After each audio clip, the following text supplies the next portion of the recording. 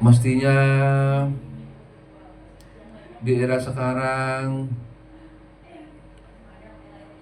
kalau memang oknum atau kelompok ingin menggapai sesuatu dari sisi politik, umpamanya ada maksud tertentu, ya mestinya mulai sekarang baik-baik saja dalam bersikap. Tunjukkan bahwa kita punya kredibilitas, punya kemampuan yang mumpuni, kemampuan yang bisa eh, mencerahkan dan bisa menyelesaikan masalah-masalah yang ada di dunia ini.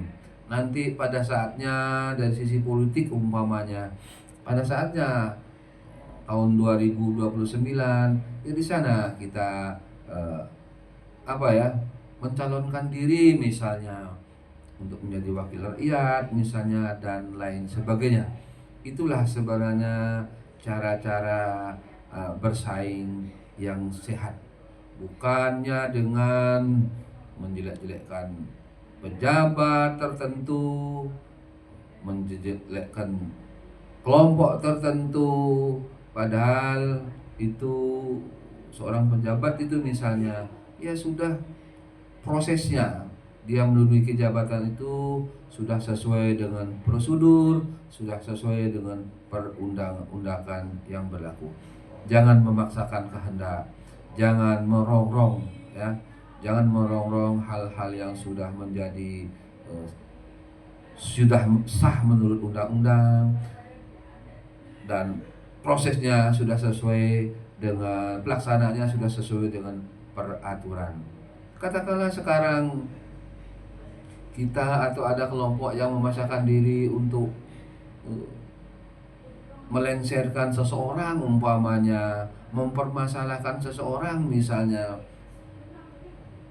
apakah nanti tidak akan jadi gesekan, akan tidak terjadi bentrok, karena nanti yang milih pejabat tersebut banyak juga, itu jutaan, apa mereka terima nanti, kan jelas dia akan membela diri, mereka akan mempertahankan. Nah disinilah kelompok-kelompok yang mau, katakanlah, mau bertindak dalam tanda kutip anarkis, melanggar hukum, menyerempet aturan, itu sadarlah, sadarlah.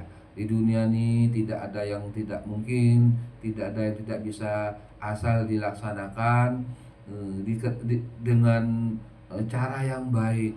Katakanlah mungkin setahun yang lalu kita gagal, ya, uh, uh, kontestan kita gagal dalam bersaing, ya bersabar saja, tunggu 4 tahun yang akan datang. Mulai sekarang tunjukkan eh, jati diri kita, tunjukkan kualitas diri kita. Insya Allah kalau sudah itu dapat kita tunjukkan dalam kehidupan, dalam interaksi sehari-hari, dalam kinerja dan lain sebagainya, nanti insya Allah tahun 2029 masyarakat akan jatuh hati, akan menjatuhkan pilihan kepada kita, kan begitu. Itu cara-cara yang elegan bagi saya. Memang di era sekarang godaan dan tantangan itu begitu kuatnya. Kadang-kadang memang ada oknum atau kelompok yang ya kurang kurang merasa, ya, punya hati tapi tidak merasa, punya telinga tapi tidak mendengar, punya mata tapi tidak melihat, cuek saja. Terutama mereka yang secara ekonomi misalnya lagi beruntung, lagi di atas angin, itu janganlah menunjukkan, ya, hidup mewah, hidup glamor kita, sebab di masyarakat masih banyak saudara-saudara kita yang masih ada, saudara kita yang berada di bawah garis kemiskinan, terutama secara ekonomi ya. Ada juga sebagian masyarakat kita yang masih dalam kondisi keterbelakangan, kebodohan. Ini adalah tugas kita bersama, tugas bangsa untuk ya supaya jurang si kaya dan si miskin itu tidak terlalu lebar. Sebab kalau ini dibiarkan terus-menerus akan menjadi dalam tanda kutip ya ancaman bagi kehidupan kesatuan bangsa Indonesia itu sendiri. Mari kita menaruh simpati punya kepada saudara-saudara kita yang memang berada di bawah garis kemiskinan.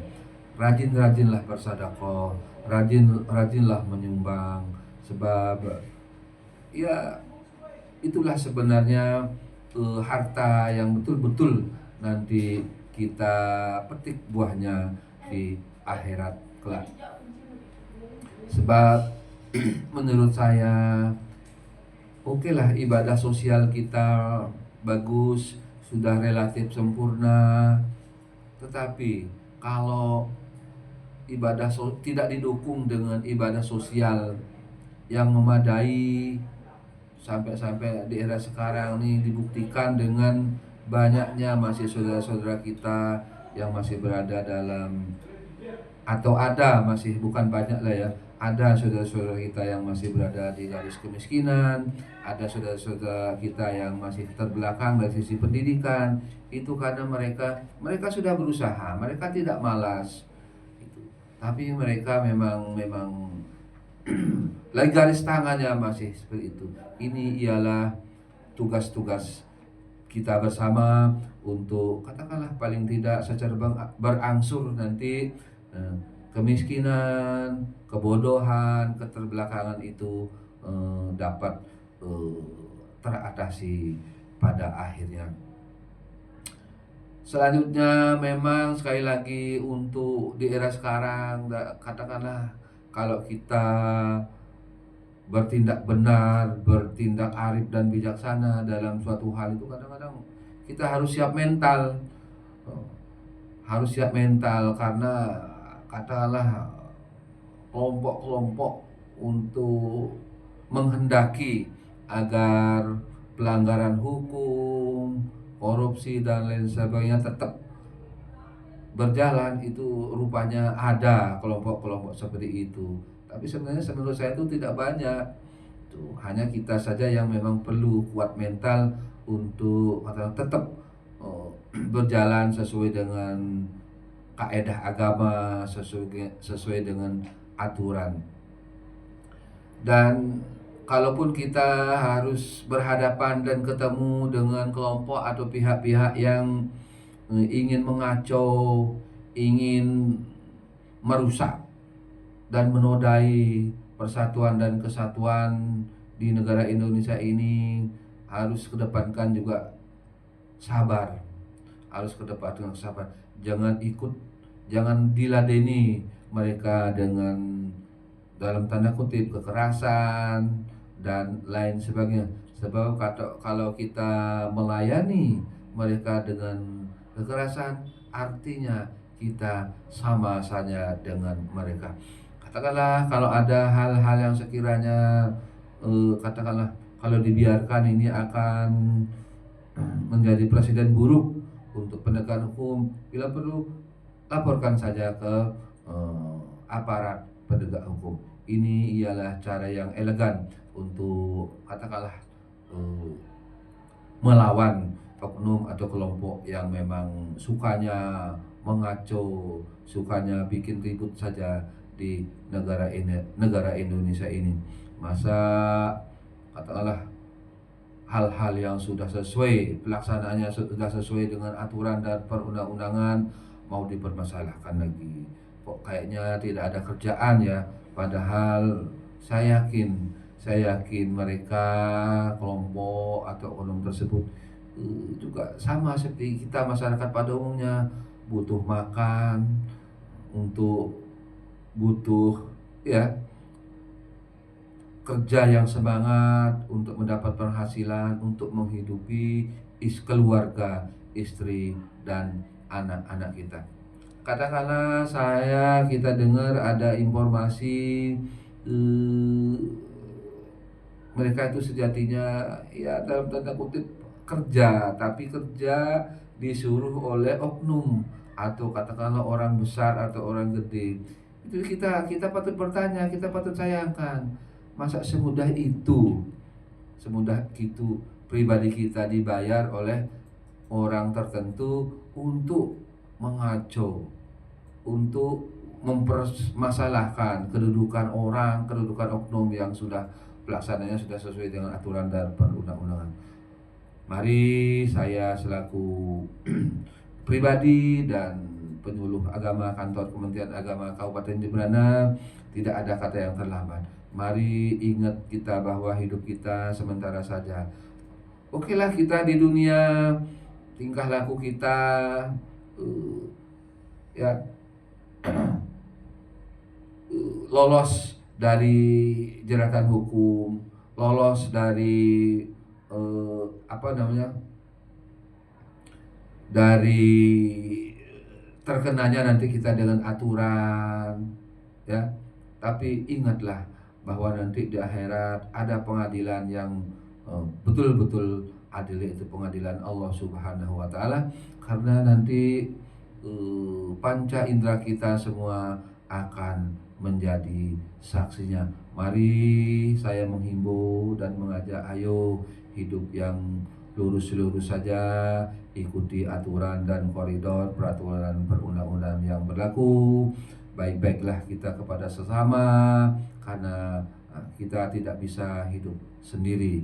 Kita manusia itu saling membutuhkan satu sama lainnya. Yang paling penting ialah ingat, usia kita semakin meningkat, ajal kita semakin dekat. Demikian yang dapat saya sampaikan, kurang lebihnya mohon maaf yang sebesar-besarnya. Sampai ketemu di waktu dan kesempatan yang lain. Billahi taufiq wal hidayah. Wassalamualaikum warahmatullahi wabarakatuh. Om Santi Santi Santi Om.